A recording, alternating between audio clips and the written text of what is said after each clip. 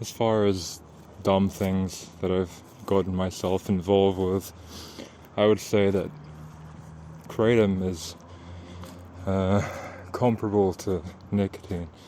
It's right up there with it. And by that I mean, at least for me, in my experience, very little is given in return for what is taken from one. And in the case of nicotine, of course, it depends on the method of administration, but as it's sort of conventionally administered via tobacco or cigarettes, the cost of that which it takes from you is your health, in a very profound way. Everyone knows the direct correlation and causation, in fact, between smoking cigarettes and cancers of various kinds, and all sorts of negative impacts also upon your cardiovascular system.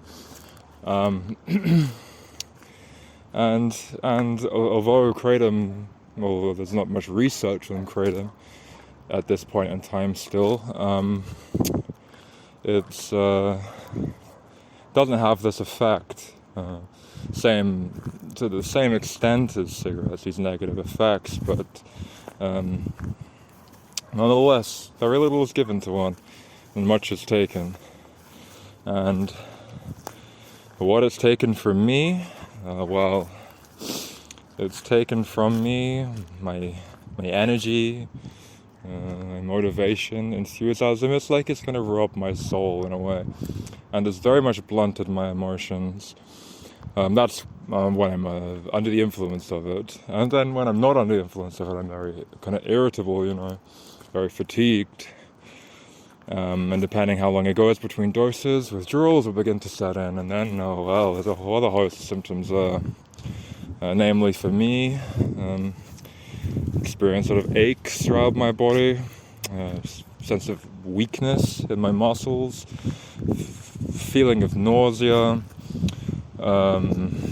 runny nose, sore throat, dizziness, and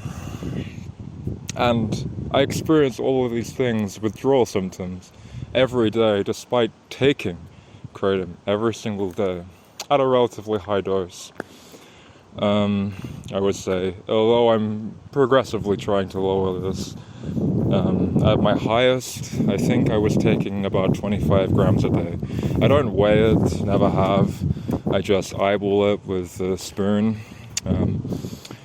But I calculated this on the basis of the fact that I was buying the kratom in 100 gram packs and would get through them in roughly 4 days. Well, the irony of all of this is that I don't, most certainly now, but really never did particularly enjoy what kratom did actually give, when it did give, because it did give some things. Now it gives nothing, really. Now, taking kratom just relieves me of withdrawals, makes me feel sort of normal. But once upon a time, it gave some mild euphoria, a little bit of an energy boost, just feel more sense of peace, contentment, I remember sometimes after taking a dose, I would go and walk around in the park or something like this, and I would be like, wow, this is such a nice park. I'm actually in that park right now, incidentally, and also on my first kratom dose of the day, and I can recognize now that it's still a nice park, the sun is shining, there's a lot of trees,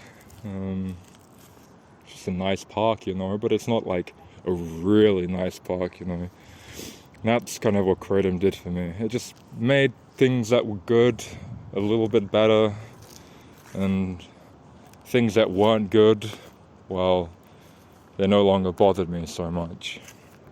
I guess I kind of numbed things out a little.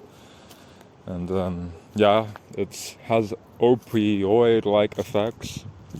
There's certain alkaloids in kratom that bind to the opioid receptors in the brain, and so, as you probably know, opioids, painkillers, and the pain that's killed is not just physical, right? It's emotional also, psychological. And perhaps that's one reason why I got myself into this predicament, you know. I'm someone that's experienced quite a lot of emotional pain, and so perhaps I may be susceptible to something of this nature, a substance of this nature. I also have an addictive personality, you know. I've been addicted to things in the past. Fortunately, things that wouldn't really result in any kind of physical dependency, such as it is with kratom, but things that were very psychologically addictive, you know. In relation to things on this channel, you can see I was always addicted to ADHD medication, amphetamines, stimulants, Ritalin.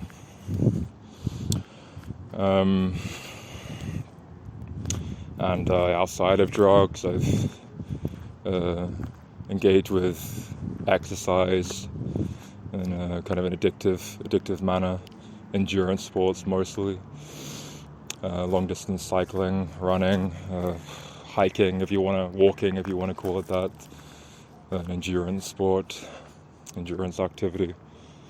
And most recently, alcohol. And this is another reason why I took to kratom like a doctor water. Well, not really like a doctor water, you know, but my alcohol problem was becoming more and more problematic for me and for people around me. And I didn't really like how much it was taking from me, draining me of my energy, how much time it was taking from me, you know.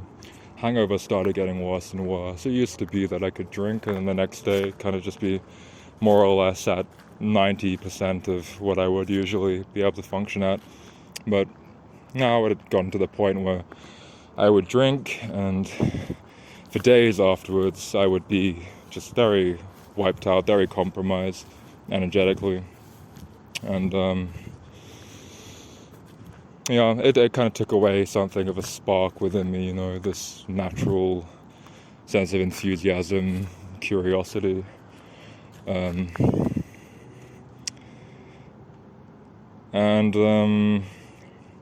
I'd heard that kratom could be useful for overcoming alcohol addictive engagement with alcohol. And so I started taking it, you know. It's legal in the country that I live in. And it was relatively easily accessible, somewhat expensive, but when I calculated it, not that much more than alcohol. And yeah, I realized relatively quickly that when taking a certain amount of kratom, alcohol really lost its appeal, you know. I would still, on occasion, try and drink when I was on kratom, although that's really not advisable for various reasons.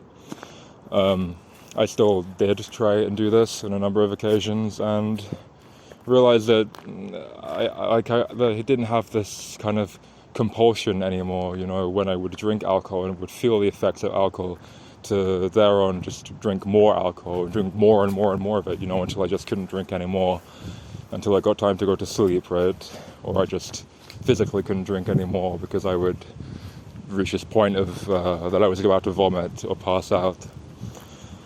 But that was all gone with kratom, and I really liked that for a while. And at that beginning point in time, kratom hadn't lost its positive effects yet. It was all positives, no negatives, and I was really liking the way that it was enhancing my life. That's what I believed and would say to people at the time, that it's enhancing the quality of my life. But now, just a mere 2 months after daily use, I can safely say that, I firmly and safely say that kratom has not enhanced my life. It no longer is enhancing my life. It's very much negatively impacting my life, and I would hesitate to recommend the use of the substance to anyone, particularly someone that has a more so addictive personality. I would very highly caution against the use of it. And that's due to the fact that it does daily use, and high daily use, will result in physical dependency. And the withdrawal symptoms are quite unpleasant. And just on that, relating to withdrawal symptoms, something that's very interesting about it, at least to me, is that when these withdrawal symptoms start to set in and they begin to intensify, the last thing I actually want to do is drink any more kratom. It kind of makes me feel a little bit sick, the idea of drinking it, which indicates to me that I don't really have much of a psychological dependency upon it. It's all physical at that point. And I would just drink it just to relieve myself of these unpleasant symptoms and enable me to go about my day and do things that I want to do. And so now it's really just, I'm drinking it to be at where I would be without drinking it. And that's why I compared it to nicotine, because at the beginning of this recording, because that's exactly what nicotine does. Exactly what smoking is, At the beginning, when you're at the state of not having been previously exposed to the substance, it gives you a little something, a little lift. It lifts you above this baseline of where you're at with your neurotransmitters, or just your basic brain chemistry, It gives you a little lift. But the brain is always striving for homeostasis. So over time, if a substance is influencing your brain chemistry in such a way, taking it out of that homeostasis, your brain is going to down-regulate the production of certain neurotransmitters or the receptor sites, and in order to regain this state of homeostasis. And so you just need more of the substance, or you just need the substance to be to bring you up to where you would be at without having previously taken it, And it's just this stupid thing. Stupid addiction. It puts you in a prison, You're no longer, you're a slave to something. You're a slave to something. You lose your freedom. And the thing that was once giving you something is now something that you are having to give to. You become a servant to it. And, I don't know. I kind of knew all of this going into it, but I don't know whether there was a certain element of bravado, that I could somehow handle this, or it wouldn't apply to me, or people overstating the nature of the withdrawal symptoms, how physically addictive this substance actually is.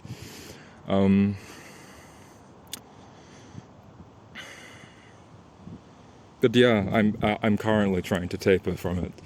And I hope I've made some amount of progress so far with that, and I hope that I will continue to make more progress with it, eventually being able to cease use altogether, fully abstain from the use of such.